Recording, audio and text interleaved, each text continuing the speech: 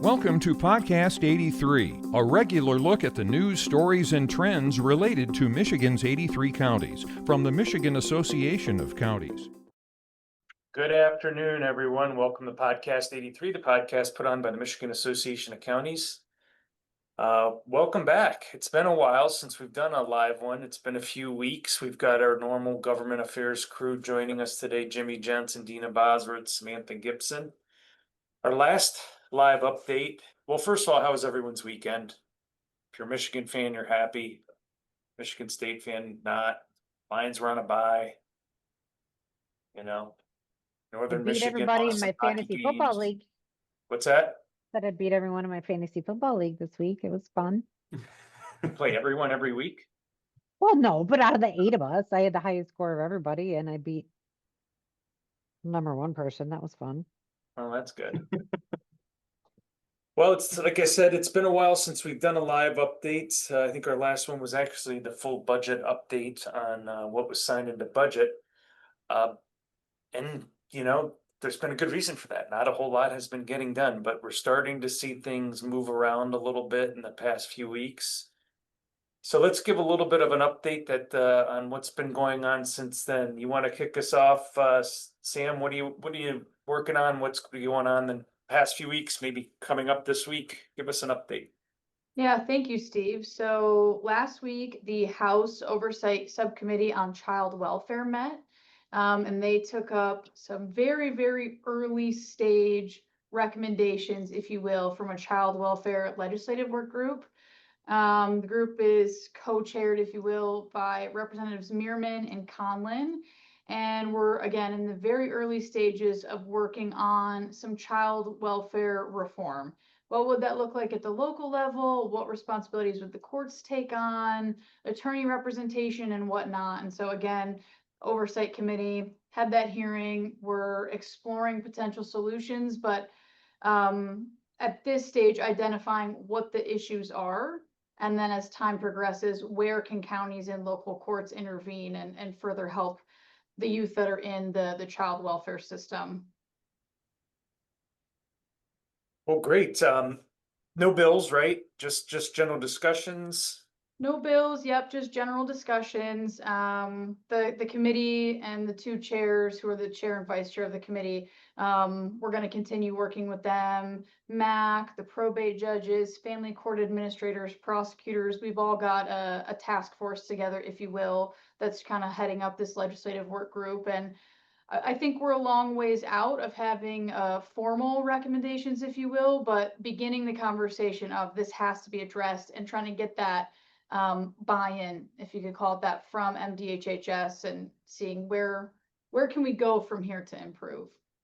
Yeah, so is that a little bit different process than normally is used? I mean, normally you see I think they form a work group does the work and then kind of makes a presentation to the committee. It's kind of like they went committee first and now work group. Is that accurate? Yeah, I would say it is. The committee hearing was very early in the stages of the existence in the work group. I mean, we've been meeting for, several weeks now.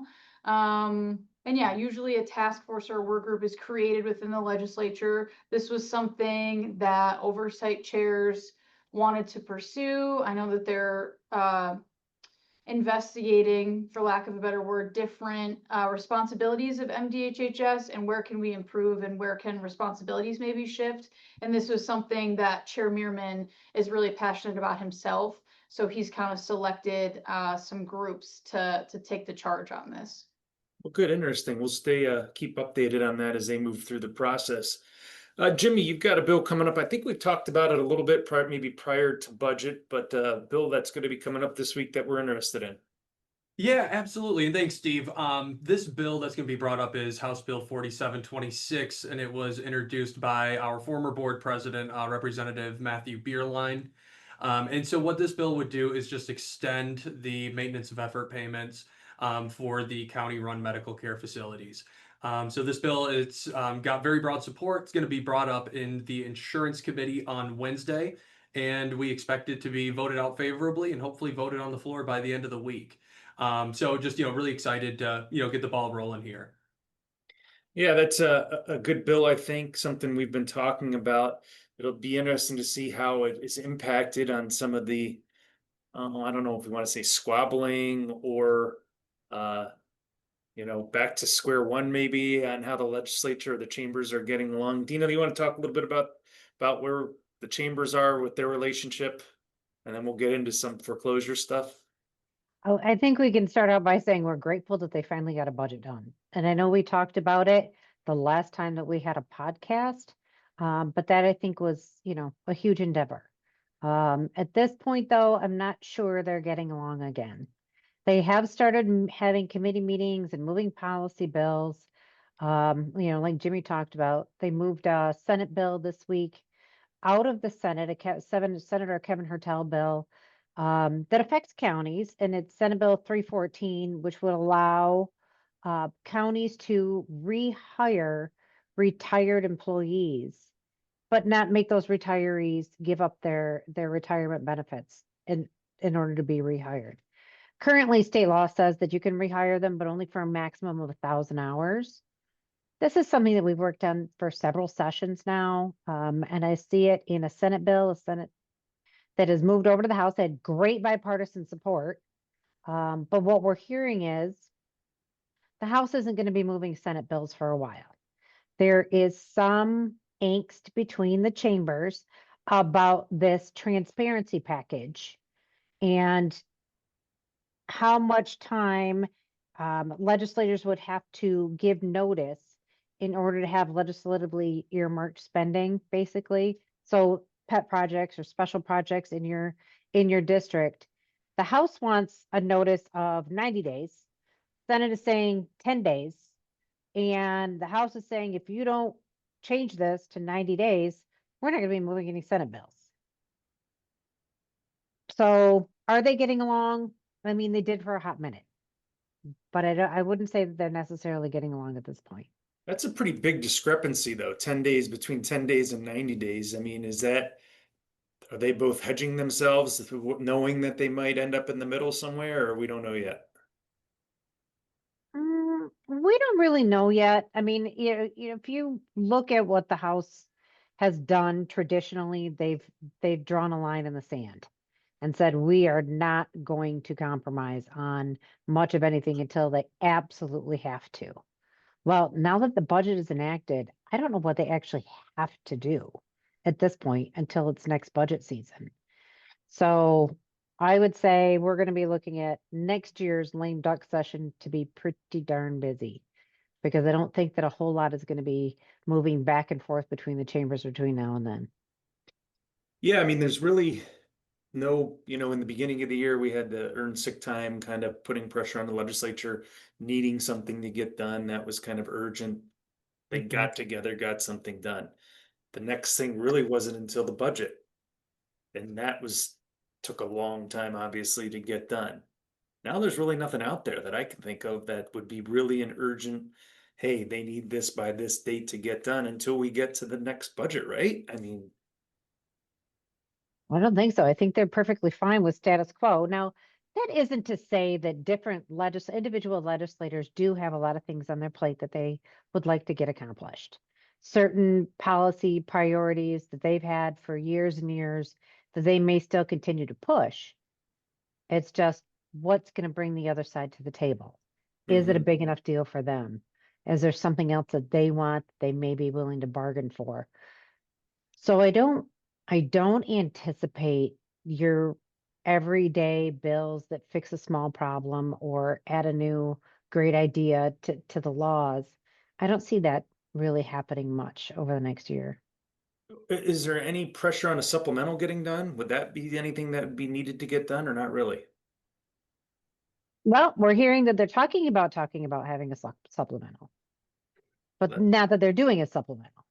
Right. I mean, usually there's close of books that happens after the start of the fiscal year, and well, we need to move some, lapse money from here to here. We need to shore up this account or that.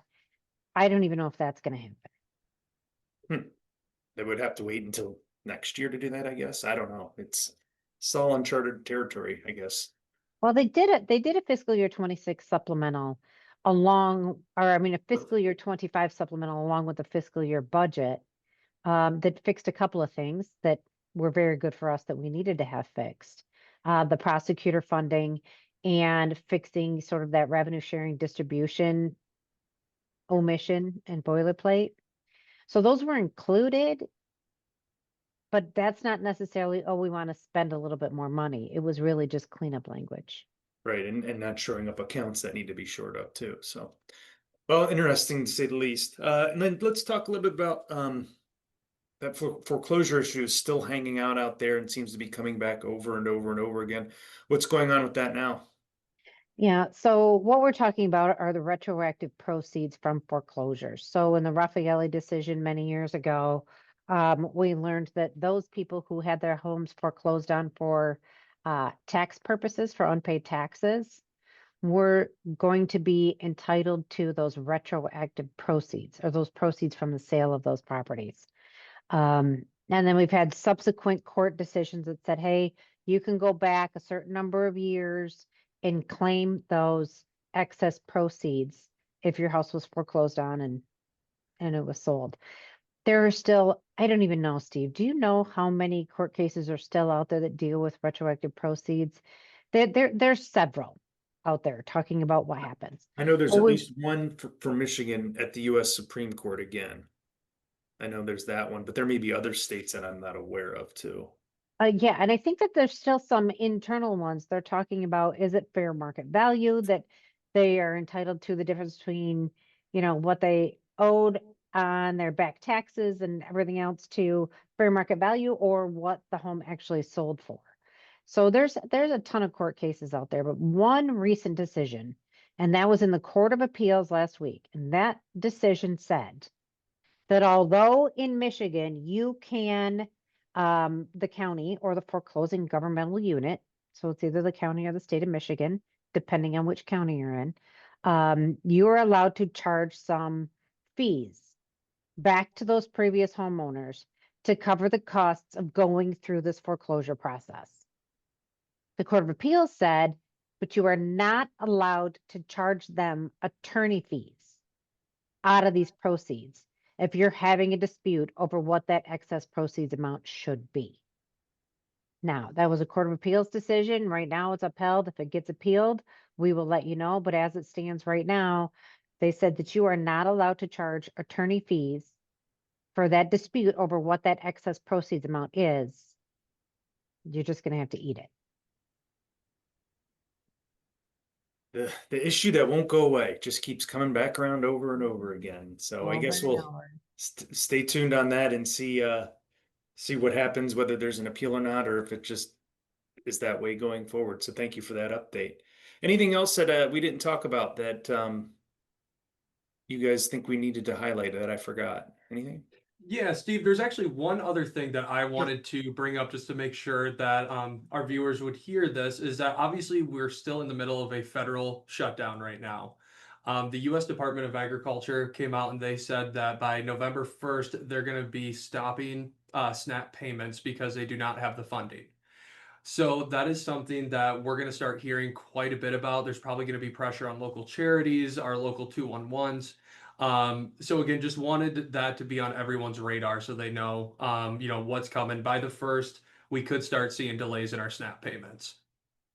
Unless there's federal government reopens, and then do they expect that if they do get reopened by then it would be normal operating procedure then? Yes, and USDA as well, they do have about $6 billion in contingency funds that are laying around, and that had been brought up saying, hey, let's backfill SNAP. They have decided not to because they want that to stay for natural disasters or what they view as a true emergency, not for backfilling SNAP. So that's where we're at right now, but just wanted everybody to know what's happening.